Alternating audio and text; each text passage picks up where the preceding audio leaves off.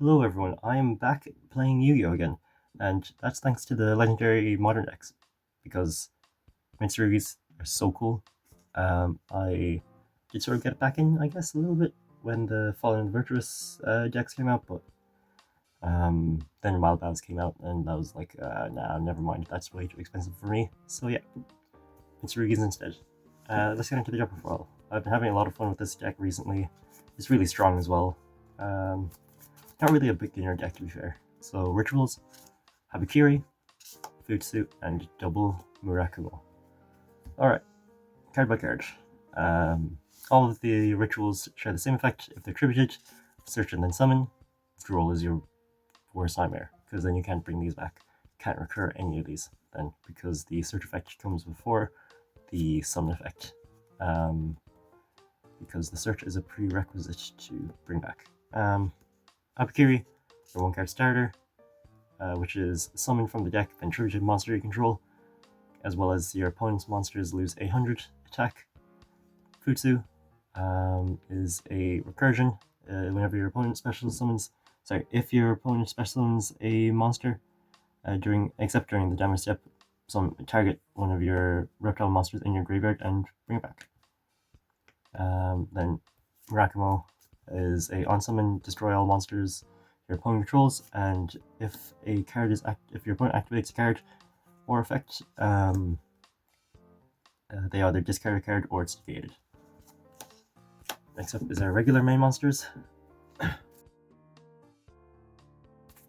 3 Aramasa, 1 Saji, and 1 Kusanagi.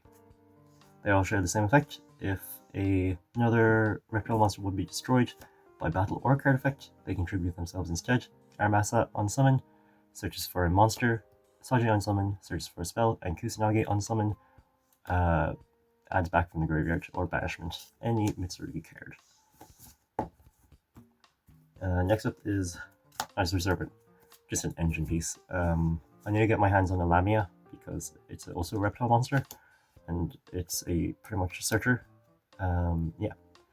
So Nicer Serpent is, if this card is sent to the graveyard by a card effect, it can bring itself back, and then it's banished. Yeah.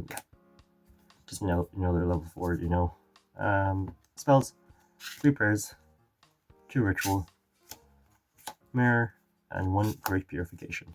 Alright, so we got prayers. I'll start off with prayers. Prayers is when you activate this card, you have the option to tribute a reptile monster from your hand or field, and then apply one or both of the effects if you tributed a monster from the hand. I word that horribly. So if you tributed a monster from the hand, then you can apply both effects, or one of them. Yeah, it's like weird. I'm not great at English. But its effects is either add a Mitsurugi monster from your deck to your hand, or take 800, bring back from the grave. Yeah, like this deck is just recursion. Hopefully that makes sense. Hopefully that makes sense to you. Next up is Ritual. Ritual is, of course, a ritual spell. What it does is you can ritual summon from the deck by tributing reptile monsters from your hand or field that equal to the level of the ritual monster. And you can ritual summon 1 reptile monster from the hand by tributing monsters from your hand, field, or deck, whose total is equal to the level of the ritual monster. This is up to 2. So yeah. So ritual, you can use both effects during the turn. So yeah, I'll show you a combo later in the video. Mirror. Yeah, it's a regular ritual spell. It can be used to ritual summon any reptile ritual monster. You must also tribute reptile monsters from your hand or field, whose total level is equal to or exceed the level of the ritual monster. And if any of the 3 rituals are tributed, it can place itself back into the deck. Each effect is hard once per turn. So yeah, Great Purification omni-negate by tributing a reptile monster, as well as it can banish itself from the grave to bring back a reptile monster from the grave, and then tribute one other monster you control. You can only use 1 effect per turn. 3 pre-prep. 3 Radiant Typhoon Vision, 1 MST, sort of has to go along with those, and Pot of Prosp. So, Prosp, you should know what this does. You either banish 3 or 6, excavate the top 6 card of the deck, and then add any card, place the rest on the bottom of the deck, and then you can't draw for the rest of the turn. You can't draw the turn you activate this card. MST, you should know what MST does. I'm not going to explain that. There's like 2 lines of text, and it's carry out a spell trap and destroy it. Vision, you have the option to draw 2 and then discard a card. Discard a quick play specifically, and if you don't have a quick play to discard, you discard your entire hand. Its other effect is to add an MST, as well as it has another effect. If this card is destroyed by the effect of a mystical space typhoon, it can reset itself. Pre-prep adds a ritual spell and a ritual monster that mentions it. You have to, if you see mirror in your hand and this, you can't activate pre-prep, because ritual doesn't mention Mitsurugi ritual doesn't mention any of the names.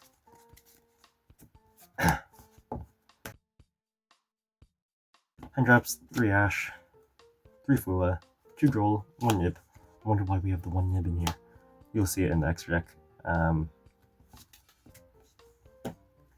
3 Droplet, 3 Super Poly, cross out, call by. Yeah, this, I feel like this is block standard. Yeah. The Super Poly targets, we've got Mudragon, Garura, and Purplant Dragostapelia. So, Garura requires 2 monsters with the same type and attribute, while Mudragon only requires one attribute, like one similar attribute and different types. And Dragostapelia requires a Dark monster and a Fusion monster, which comes up a lot, I'm pretty sure. It's happened a lot to me anyways. Those are fusions off Super Poly. The rest of their effects I don't think are too relevant, like you just can't target this, and you can change its attribute to whatever, and then monsters with the same type, same attribute can't be targeted. And then there's Garura, if it's sent to the graveyard by card effect. If this card is just sent to the graveyard, you can just draw a card.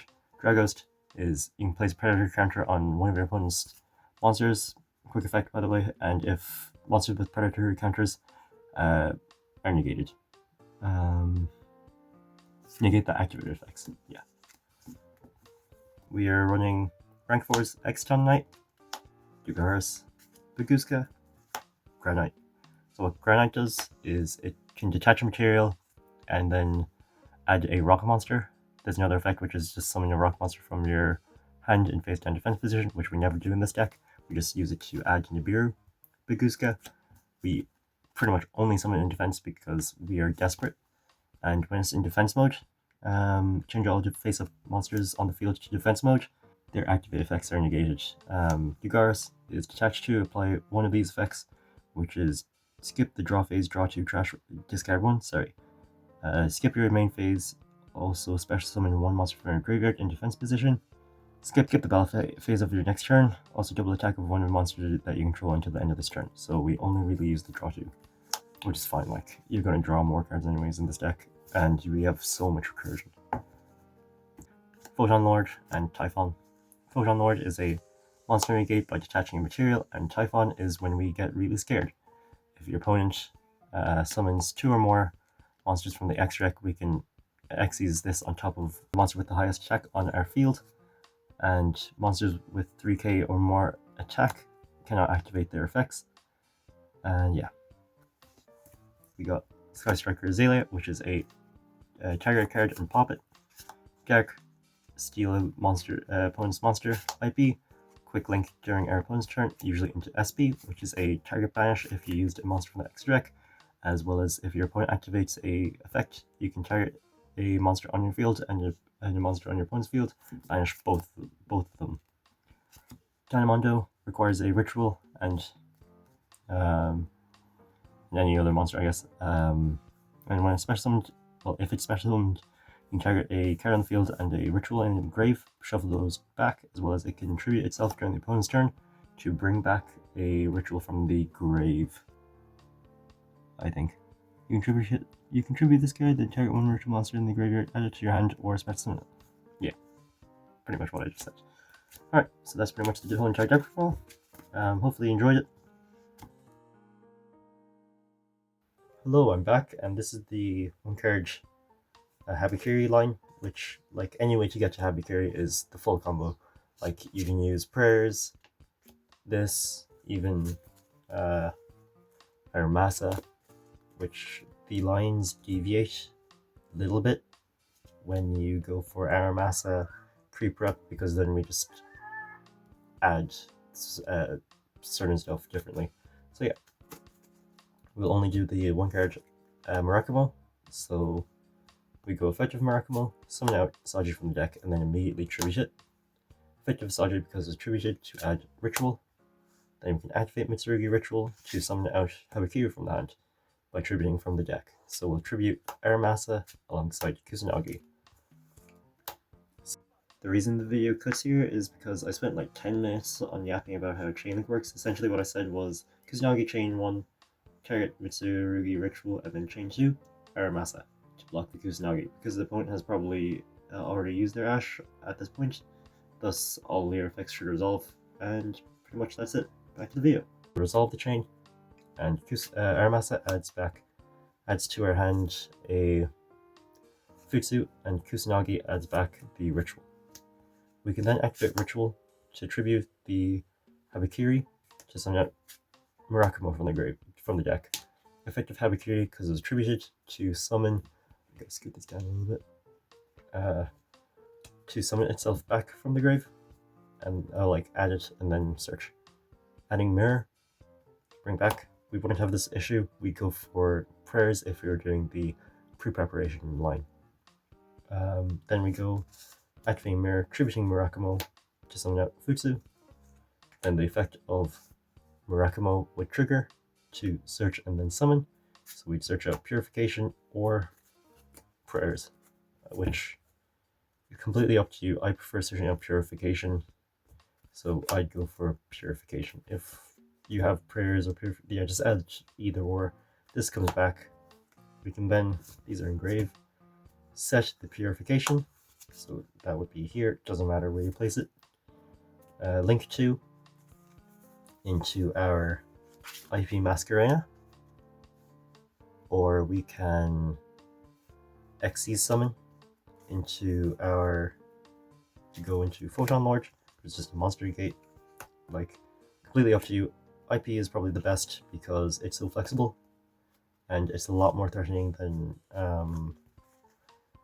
Photon Lord in a lot of cases. So yeah, as well as like since you have both of your names engraved, we can bring them back off the Futsu, which just recurs more and more. So yeah, so essentially what we have on this board now, if we went into IP, it doesn't matter, like we have pretty much the same thing, is we have a quick link into either into any of these three. Usually SP is the common one. Futsu, which brings back anytime they summon, unless of course they negate it, which, yeah. Mirror can place itself back.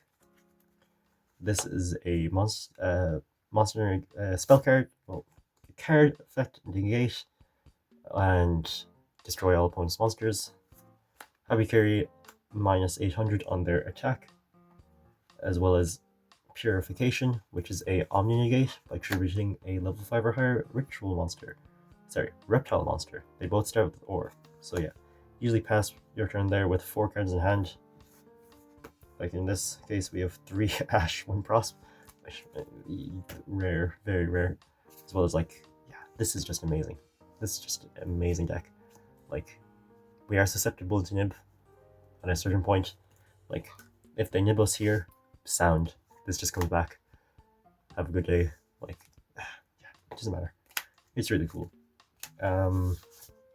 So I hope that you can see where the lines sort of deviate if you have a different starter.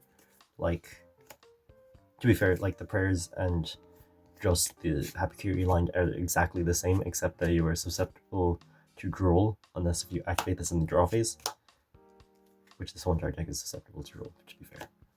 So yeah, that's pretty much the whole entire deck profile. So yeah, hopefully you enjoyed it, and goodbye.